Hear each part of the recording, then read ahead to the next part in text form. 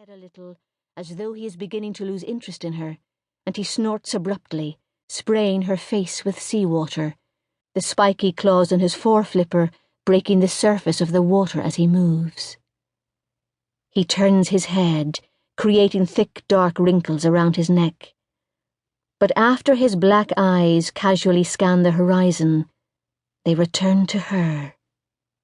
His eyes, those eyes, brimming black liquid pools stare into her. They are asking something of her. They are waiting for her to answer him. The sea blasts an icy wash over her body. She hears George calling her again. This time, the sound of his voice is pitched with relief that he has spotted her in the water.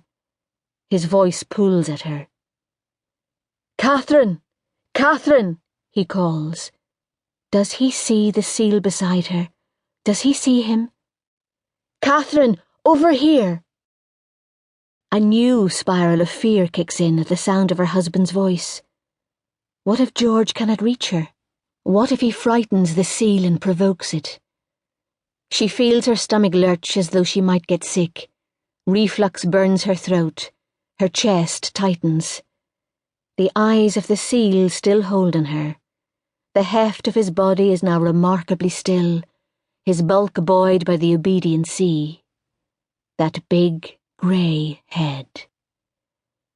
Against her common sense, she turns her body to look for George and sees him wave to her from the rocks, beckoning her to come to him. She opens her mouth, but she cannot find her voice. Instead, her mouth fills with seawater, a thick glide of salt blue into pink. She swallows some, spits out the rest. When she turns back, the seal is gone. She hangs in a quiver of cold sea. That morning, George had casually announced that he had taken a day's leave due to him from his job at the Water Commissioner's office. Katherine, surprised by George's uncharacteristic spontaneity, had nonetheless decided it opportune to pack a picnic and take their girls, Maureen, Elizabeth, and Elsa, and baby Stephen, out for the day to Grimsport Beach. After all, the girls are already on their summer holidays, and the weather is holding up so beautifully, she had thought. By early afternoon, the Bedford family were well on the road from their home in East Belfast, their bottle green Morris Traveller winding its way through the 14 miles of unremarkable countryside, away from the city toward Grimsport town. Apart from Bangor and the small village of Ballyholme, there was only the occasional farmhouse to be seen, some scattered clusters of whitewashed buildings here and there, and one or two forsaken churches, whose crumbling stone walls had long since exposed their sacred interiors to a disinterested sky. Katherine let her head rest back on the warm leather of the car seat, her body heavy as though the hot August sun were inside the car with her. She looked out of the window and saw the world passing her by. She watched as the mottled hedges of hawthorn and gorse, the trees, and telegraph poles moved briskly into and then out of her view. Glancing beyond the low hills to the east, she caught a glimpse of sea. The blue sky offered a singular white cloud, as though it knew how to be summer. Stephen was fast asleep on her lap, his plump, hot body rounded like a basking pigeon.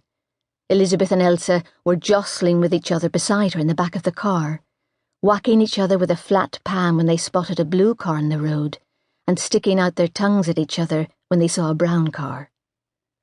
Katherine's eldest daughter, Maureen, sitting in the front, was talking to her father as he drove, finding points of interest along the way.